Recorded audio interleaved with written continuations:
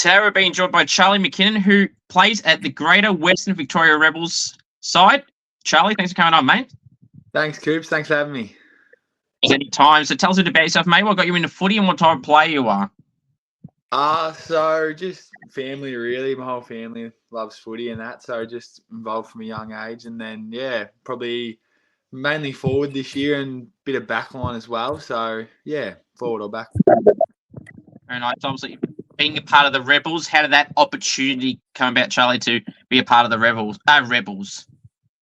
Yeah, so we do a V-Line Cup, so an under-15s kind of squad thing, which is basically they invite maybe 20 or so from the local league and you go try out, and then you do like maybe a 3 or 4 day tournament, and then after that they do a pre-season and that, which goes in under-16s Rebels, which leads into under-18s Rebels. Very nice. How's your time been there so far? Yeah, great. They're all really good. We've got really good coaches there. Actually, probably really lucky with the staff that we have. Good physios, good strength and conditioning coaches. So yeah, no complaints at all. That's good. What would you say is some of your biggest strengths as a footballer? Probably my marking. That's probably one of my biggest strengths, I reckon. That's good. So obviously being a part of the Vic Country squad, Charlie, how did that opportunity come about? And when you were first told about it, what was your initial reaction to it all? Yeah, no, it was really good. It was huge. I remember Brooke Brown, who's our talent manager at Rebels. I remember she called me. It was a Friday night, and I was actually getting ready to play the next day, and she said, "You can play tomorrow for North Warrnambool, my local club, or you can play in the Vic Country game on Sunday." So it was an easy decision to make, but yeah, it was really exciting and yeah, huge.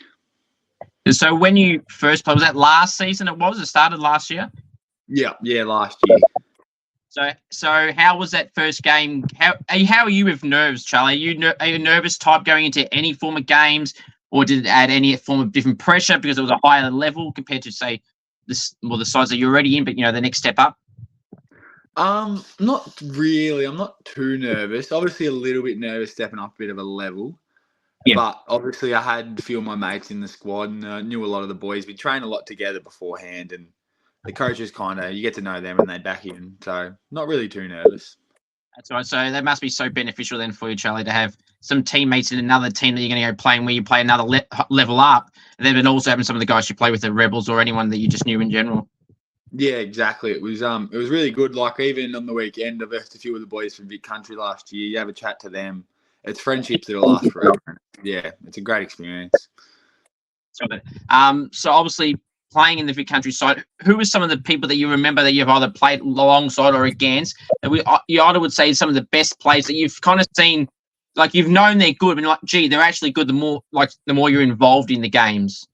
Yeah, Willem Dersman's one. He's got a lot of versatility and can go anywhere, and he was huge for us in Vic Country last year. There's plenty. There's so many great players, and versing them again this year. It's it's good to see. Good to see their growth and how they're going and that. But yeah, it's great. It's good. Who would you say in all the comps that you've played in so far, Charlie, is the toughest opponent you've had to match up on? Is anyone that comes to mind, or a team if it's not a player? Probably Vic Metro last year. I don't really have any opponents. So for say, I'll probably more a team maybe. Vic Metro are pretty tough last year, and we got pumped in a lot of the trial games against them, so they were pretty long days. But we ended up getting them in the first game of Nationals last year, which was huge. That was one of the best games I've nearly ever played in. That was great. We come back and got the win.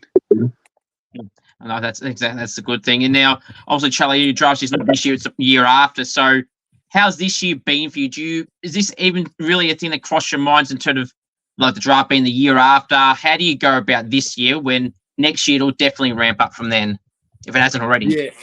Yeah. Just talking to Deeks and the guys at Hemisphere and that, they kind of just use it as a building year just to get used to the travel and stuff like that, and just basically just build your blocks ready for next year so you can go have a good year next year. And obviously, I had a stress fracture through the preseason, so I missed the first 3 games of the year with that and all preseason. So just kind of building back to full fitness now and just getting a bit of touch on that back now.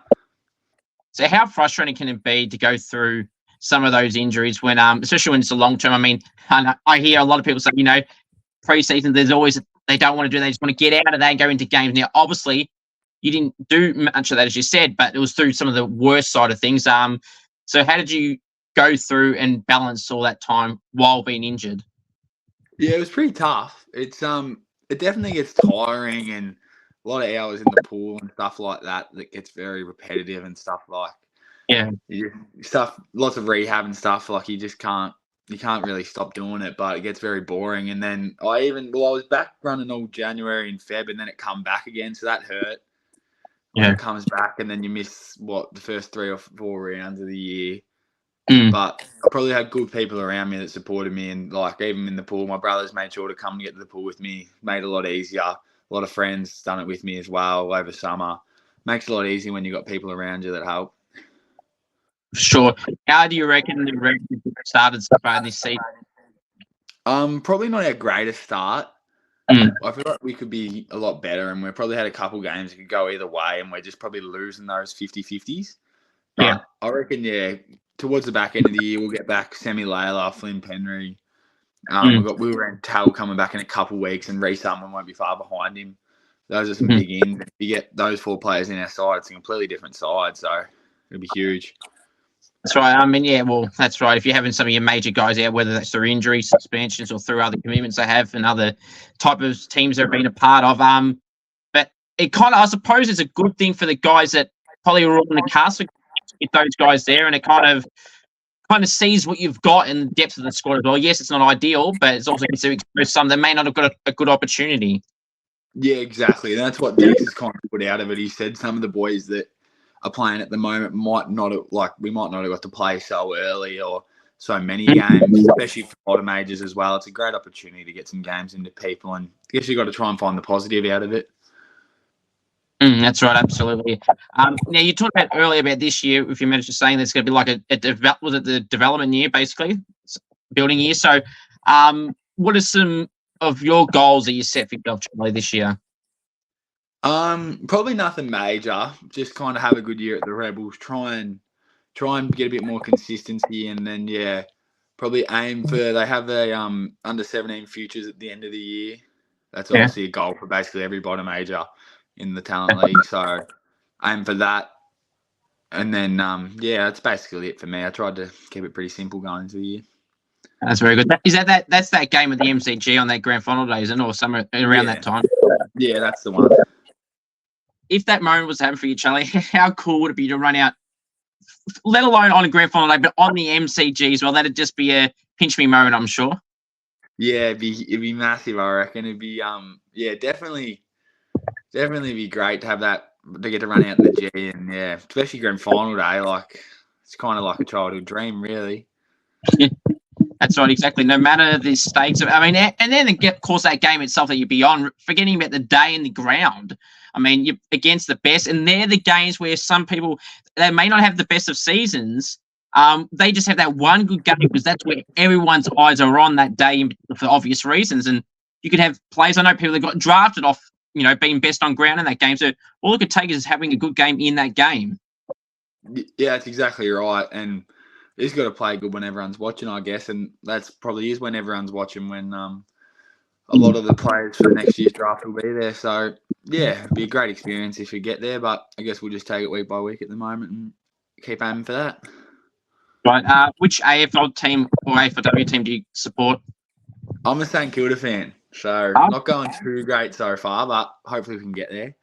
Oh, you're just like me. We're saying it as well. So see, Charlie knows what's up. So, great as it starts, but it was just nice to be back on the winners list yesterday, Charlie, though. Yeah, exactly. It was a little bit scary. I was watching at home and I was getting a little bit worried at the end, but we got the job done. Absolutely. Is there any particular players at St Kilda or any other clubs that you like kind of model your game off if you like use a player comparison? I really like the way Darcy Moore plays as a defender. I like the way he just knows when to punch and when to mark, and really has that good balance. And then probably like a Harry Himmelberg or a Harrison Petty who can go both ends of the ground and make an impact and kind of just step up when they're needed.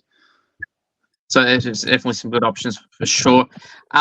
leadership aspirations, Charlie, is that something that you've ever been a part of in any of the years that you've been playing footy or any other sports or anything in general? Would that be something that you look into in the future, or are you more someone that just says can help out when needed but without the title? No, I think it'd be something I'd aim for next year. Obviously, as a bottom major this year, it's probably not as big of a thing. Like, don't really have to do much leadership around the club and that. But, yeah, definitely next year would be something I aim to do. And, being a captain, like, under 14s and that at my local club and under 16s, but nothing really massive on the leadership behalf. But, yeah, definitely something I'm aiming to improve at and hopefully get there one day. Of the people that are in this year's draft crop, Charlie, is there any that you've come up against or you're playing alongside with now, the Rebels, that you feel people can look forward to at the end of the year when the draft comes around later on in the year?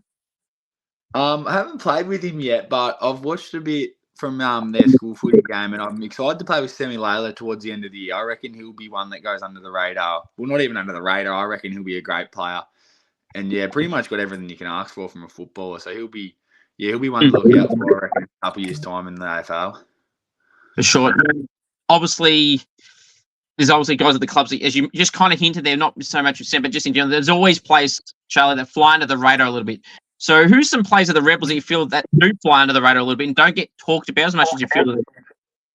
I reckon Harry Charlson and Ollie Hannaford, as much as they're in the Vic Country and that, I feel like they play good week in, week out, and they probably don't get the attention that they probably deserve. They average them 25 or something disposals, and they defend, they attack, they basically do everything. And then Mitch Lloyd's probably another big one too. He's had a great year. He had 26 disposals at full back last week. Like, that's huge. That is. And he's been killing it lately. So it's good to see him picked in Vic Country. He's definitely at that, and I reckon he'll be one to look out for in this year's draft as well. Sure, you mentioned defenders, and it's a great segue to talk about underrated defenders. I feel like defenders don't talked about as much as they feel they should. Obviously, got the forwards got the Coleman, and then the midfield's got the Brownlow. Recognising that, do you feel defenders deserve their own official title of an award as well, by a level? Yeah, I reckon they should. I don't know what it would be so much, but I reckon they definitely deserve something. I used to watch the Bounce as a little kid growing up with Spud Frawley, and he used to always have the golden fist, and I did like that a bit because they don't really get as much attention or appreciation as the midfielders and the forwards. So no, I mean I feel the same, and that'd be a perfect award name as well. I know they use it on Bounce as a piss take at first, but then in Spud's later years and even now they more serious, and I think it'd be a perfect name and a perfect award, really. Yeah, exactly. And it'd be good to carry on Spud's legacy and keep that one going for him, because I'm sure he would have loved that and his family would really appreciate it. Yeah, exactly. That's what I exactly think, the same thing. So, Charlie, who are some... Okay, so these are going to be some teammate questions. So I want to... Sometimes the teammate parts get broken. Teammates may like you more and more for it, but we'll see how you go here. So the first one is, who's the biggest chatterbox at the club? Probably Will Rantel, I reckon. He's probably the biggest chatterbox. Alrighty. The first one. Loudest and quietest teammates. Loudest? Archie Caldo. He's good. He gets up and about. He's good to get around before the game. And quietest, Connor Wiedemann. He's a very good player and keeps to himself pretty well, but yeah. Very good. And this is going to be the most interesting one of them all. If you were stuck with a deserted teammate, who you bring? If not, why? I'm bringing Harry Lawson. Harry Lawson. I think he's a plumber. So he's a year out of school. So I reckon he'd have the most knowledge and be able to get me out of there the quickest. That's fair enough. I've actually had Harry last year. I don't know when exactly. I had him on a while back. Now, all right. So the next one, this is going to be the hot topic food question. I don't know what is Charlie, people here in Australia, they get so worked up with this food question. We'll see how you go here. Now, for context, only 7 people said the illogical wrong answer for this first question. Only 12 people out of over 100 people have got all 6 food to how I would them. The lowest is a bunch of people on 3. How do you reckon you'll go? No, I reckon I'll get 6. I'll back myself in. I have a lot of people recently fall on 5, and there's always one, but we'll see again. Now, you being Victoria like myself, Charlie, I just for some reason feel like this is going to be the one you get wrong out of all of them, and it's a controversial one. All right, chicken parm. Is it a parm or something else? It's a Parma, I reckon. You say that, but you're wrong. Now, I convinced 2 other people of those 7 to go back to play. I'm going to try it with you here. So, I say to the people that say that is pronounce it and spell it out. Pronounce it. Honestly, I don't know how to spell Parmigiano. I just spell it as Parma. Okay. Well, so the start of the spelling is P-A-M-I, hence why I tell people it's that. But that's what I'll give you that. At least you're warmed up to it. Some other people, they wouldn't even give me any, so they just say, "No, it just is," and that ain't. But that's okay. I won't give it to you, but that's okay. All right, the next one: pineapple on a pizza, yes or no? Yeah, I'm a big Hawaiian fan. Okay. Oh, this ain't the greatest to start this. That's okay though. They get easier though. That's okay. All right. Tomato sauce, cupboard or fridge? Go again. Sorry, you cut out. It's all right. Tomato sauce, cupboard or fridge? Nah, I'm a cupboard guy. Yes, we got one. Good. One. I think the other 3 will be much easier though. Favorite food? Favorite food? Oh. That's a tough one. I'm a big Mexican fan. Okay. Let's see. There we go. 2 for 3. 2 for 4. See, I told you. You just need at least one more to not get worse. Okay. Food you don't like. I don't like Thai. I agree with you. So there you go. You're safe now. But 3 for 5. We'll go for one more. See if we can get off the equal bottom. All right. So, favorite takeaway place? Zambreros. 4 for 6. Now, to be honest, I've never had that. Believe it or not. And honestly, when I had a bunch of person the last 4 months, that's like their thing. Like they don't mention Subway, don't mention Macca's, they don't mention anything really outside of those sombreros and what's the other one called? There's another one that's like sombreros.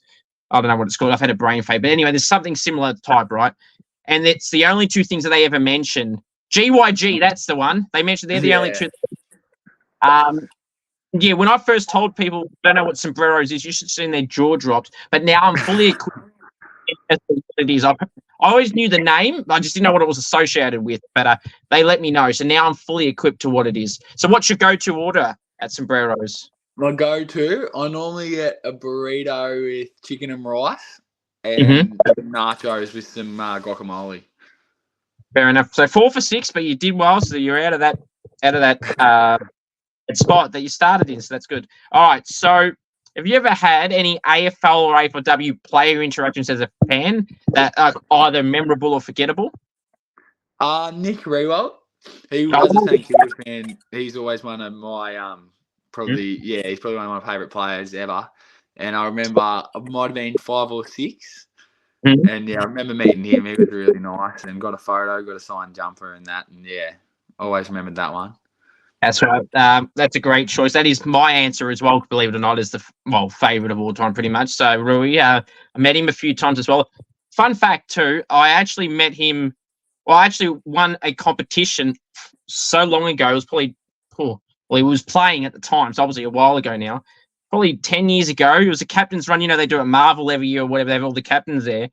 Anyway, I was a bunch of St Kilda people there, like bands and stuff, and maybe 20-odd people. And I was like the front and center. I was like the poster boy for all the stuff with Rui.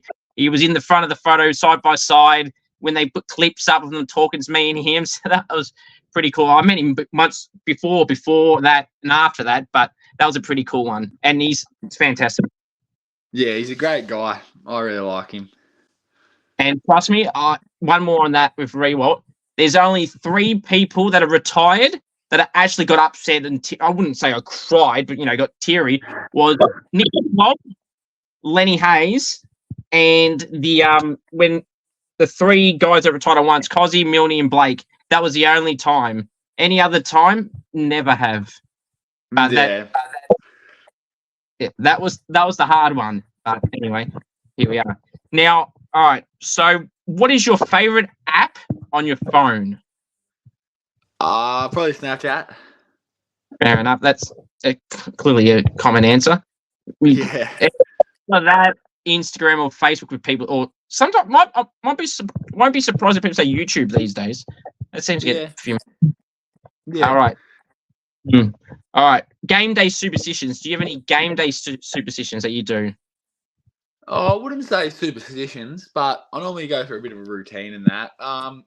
Probably the closest thing is I normally use a medicine ball in the morning. Oh yeah. It just catch it in your fingers. Probably not really a superstition, but I feel like that helps you marking in that, and yeah, we'll go with that. Very good. Now, I forgot this one other teammate question. So, who loves the limelight, the attention, and the camera? The Rebels can't get enough of it, and they know what they've got to do when there's a camera around, intentional or not. Yeah, we'll go Archie Caldo again, I reckon. He seems to know when the social media people are around, I reckon. We love it, and it's all a bit of good stuff as well. I mean, I'm sure there's some people that secretly like it, they don't like saying that they do. Now, mark or goal of the year, Charlie, which one would you rather do and why? I reckon a goal of the year. I don't really know why. I just feel like that'd be probably a better thing to do. Yeah, I mean, you can't go wrong with either. I choose goal myself. I do all these goal kicking challenges, and it's the only thing I can literally. I don't play footy anymore, but when I did, that's all I could do. I couldn't do nothing else, and that's why I still do those challenges now because it's the only thing I'm good at, as I said. So, but yeah, and they're so good though to watch back if it's on film as well. Yeah, exactly right. Man, would you be one, Charlie, if you were to pull off a mark or goal that you could to post it if it was filmed? No, I don't think I'd post it myself. Okay. But yeah, probably not. Someone else will do that for you. Yeah, hopefully. All right. So, what is the best individual game, Charlie, you feel that you've ever played at any level, at any point in time? Best game? I'm going to go probably first trial game at the Vic Country stuff last year. I felt like that was one of my best games that I've played, and yeah. What a game to impress in those state championship games. Yeah, exactly. I think that gave me a little bit of confidence going into champs and into selection and that. That's what you want to hear. Now, the best goal, Charlie, you ever got? Because you said you floated between forward and back over time. So, what's the best goal you've gotten? Best goal? That's actually a tough one. I don't think I have any that really stand out. Probably one back in my local club. It was not really. It was more luck. I kind of just kicked it long down the line and tried to centre it, and it was probably 75 out, and it just got lucky and just bounced. It was probably, and then a couple of my teammates were nice enough to not steal it and shepherd it over the line. So we'll go with that, but probably more luck than anything in that goal. That's fair enough. I mean, it happened, I guess. And if you were to best the most, this can be as unrealistic as you like here. If you were to best describe the best goal you love to get ever, you gain the distance, the angle, the moment, the occasion, Charlie, where are you going and when? We'll go grand final. Mm-hmm. In the pocket, in front of everyone, the whole crowd there. We'll go in the AFL. Awesome. Would you rather that be in front of the opposition supporters, a mix, or your home crowd? Oh, your team's crowd. Definitely opposition, I reckon. Now, have you got a go-to goal celebration? I can't end this stream interview without bringing it up. Have you got a go-to goal celebration? Lately I've been going to the Jonathan Brown one where you just stick the hand up a little bit. I don't mind that. Yeah. But yeah, kind of change it up a little bit. And that's good. At least you're not doing nothing. I speak to a fair few people that say they don't really have one or they don't really do nothing. I like the people that bring them out. But I know, and a lot of those types in the AFL or FLW, they get a lot of flick for, like, Donovan is a perfect example of someone that does all these different types, whether you like him or not. I like it. The fact that he does all those celebrations. Some pull it out at the wrong time. Xavier Dersma does the bow and arrow. I like all these different ones. And in one of my goal kicking challenges, I like to kind of pull out stuff myself. They're more known things, but someone recently, Charlie, about 2 months ago, they brought out a celebration where they did like an aeroplane and they actually went around in a circle about 5 times with their out there. That was different. I don't know if wrestling was fun. I don't know what bracket that falls under, but I haven't had a game to try that in a thing, let alone one of you guys or girls doing it in a game. Yeah, no, I reckon definitely worth a celebration. I reckon it gets the boys up and about and definitely helps get the energy up. That it would too. What are some fun facts about you, Charlie, that people may not know about you? Fun facts. I don't know. From Warrnambool, live on a farm. It's probably about as fun of a fact I've got, to be honest. Yeah, I'm glad you mentioned Warrnambool because I wanted to bring up travel component. You mentioned it early, so I forgot to mention it then. But traveling, how do you balance the travel, Charlie? I was being from the Ballarat area and stuff like that, from that distance, and we're training. They train at Mars Stadium, is that right, or close enough? Yeah, we train at Mars. Yeah. Yeah. So obviously, then you got that travel. So then, if you're going to Melbourne leagues or if you're going to Geelong, how do you cope with all that? Is it something that you started to get used to, or you slowly getting used to, or you used to but you still don't like it?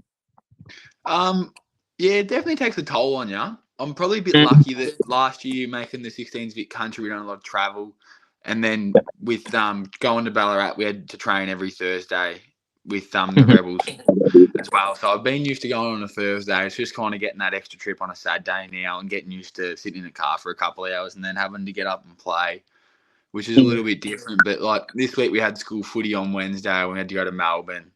Thursday we had to go to Ballarat, and then Saturday we had to go to Ballarat. So yeah, it takes a toll on you, but starting to get used to it a little bit and just slowly getting easier as the year goes on.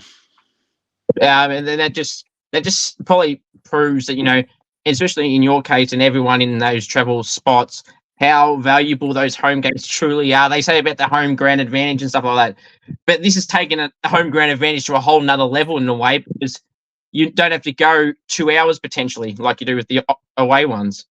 Yeah, exactly. It was actually really good to have a home game down at Warrnambool last weekend for the Rebels. So a lot of the boys from school and that got out to watch, and a lot of family and friends and that come out, which I guess they don't really normally get the chance to. And yeah, obviously could go to my local club for the day and then just go to the Rebels at night. Makes it a lot easier not having to get out of a car from 2 hours and have to play. Well, how did you go in that game individually, considering you just said that you had all those friends and people there? Yeah, not too bad. Probably pretty average. It wasn't my best game, wasn't my worst, but probably could have been a little bit straighter in front of goals. Had a couple fall short and that, but yeah, it wasn't too bad. Felt like I played okay. Well, I might have to give some of an excuse from the people yelling advice down the fence. Yeah, exactly. We'll use that one. Yeah, that's exactly right. Now, I've got a few more for you, Charlie. To do pressure coming on, mate. All right. So, how do you handle? You mentioned before about being injured with a stress fracture. So, how do you handle adversity, like challenges that obviously don't go your way? How did you cope through all that time to get through? Because you did said you come back and then had to do it again. So, how do you go through that, and how do you get through it? Probably just got to try and make a positive out of it. Try and get something out of it. So obviously, you don't normally get 6 or 8 weeks over the summer just to focus on going to the gym and getting in the pool and stuff like that. Try and get something out of it that you don't normally get that much time to focus on. And yeah, obviously not touching a footy, not being able to run for such a long amount of time hurts, but try and focus on the other parts of your game that you can work on while being injured and really get them going. So then when you're back to running and that's ready to go and up to scrap. It's a positive way to go about it. I had Lauren Young, who was the top draftee in the AFL draft this year. She unfortunately has done her second ACL in the back of 3 years, only a month ago, playing in the state leagues before their preseason started tomorrow. And she done her ACL, and I spoke to her and I had her on here last week. She was just so positive, about she just done her ACL within a month, and she's so positive and trying to take the positives out of it. It's a good way to go about it, and it's a really important message to show. Like, if you're so down about it, of course you're not happy and you don't want it to happen, but I don't know how to word it. It's like it's a positive way to think of a very negative thing, because if you keep thinking about what's happened, you'll just be shitty for the whole 12 months or however long it's going to be you're out for. Yeah, that's exactly right. And I had a couple of talks with physios and that about that as well. They said you got the right to be shitty, but try not. You don't need to be shitty the whole time, and try and get a positive out of it, because it's a shitty situation to be in. But you're too late now. What can you do about it? So you got to at least try and get something out of it and try and make the most of the time. Like even probably spend a little bit more time on the sidelines and realise how much you like the game and how much you miss it. So try and take that in as much as it's hard on game day and before trainings when you're on the sideline. Definitely, yeah. Try and make the most of your time while you can. For sure. What do you see yourself accomplishing, Charlie, within the next 5 to 10 years? 5 to 10 years. I don't know. Hopefully be somewhere with footy, obviously, whether that's just wherever.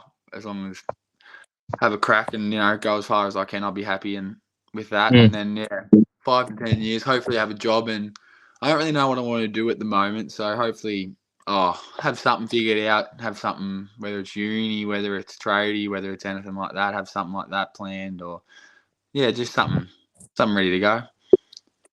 Now, since you're saying, I'm going to ask the Saints. Obviously, haven't been great this year, but where do you see the Saints finishing this year in the men's? At the moment, they've been pretty poor. I think they're about sitting at 15th or 16th. So, 15th. I can't see them making the 8, to be honest. But let's hope they get to 9 or 10. I reckon that's probably about where our bar is. Yeah, well, obviously coming from 4 and 8, I think it is, or 4 and 9. No, 4 and 8, I think. Yeah, obviously Gold Coast and Brisbane, the next two, which are both in Melbourne. So, yeah, we'll see what happens, Charlie. But yeah, hopefully it's good. Now, the last one I got for you, so I appreciate you coming on, is if you can map out a dream scenario for yourself this year, Charlie, what would you love that ideally to be? Dream scenario this year, probably just have a good year at the Rebels. Win, obviously have a deep finals run, and if it was all goes perfect, win a premiership with the Rebels would be great. Yeah. Then get back to my local club, and if everything goes perfect, a premiership there would be great as well. But obviously the futures game as well. That's obviously a goal of mine. So in a perfect scenario, if that all happened, that'd be great. That is the big one at the very end of that future. I just got to add one more. In that footy time and all your footy journey, have you ever had any footy accomplishments, individual awards, or team premierships that you've had in the time? No, we lost the grand final last year for my local club, which hurt a bit. We just fell short at the end, but nothing really premiership wise. We kind of going through the juniors, we were never a real big side, and then obviously fell short last year at the Nationals with that last game. But I won. What is it? I won national championship with basketball under 14, so that was pretty fun and pretty cool at the time. But yeah. It doesn't matter the age group, Charlie. It doesn't matter the division. It doesn't matter what sport it is. It's a premiership. It's a premiership. An award is an award. MVP is an MVP. That's what I always tell them, because some people like to go, if you're not Division 1 or if you're not this and that, it doesn't count. They all count because you're basically playing the same people at the same level or age as you. That's what I say. And Charlie, it's been a pleasure having you on, mate. Thanks for coming on, and all the best for the rest of the Rebels. Thanks heaps for having me. I appreciate it. It was great.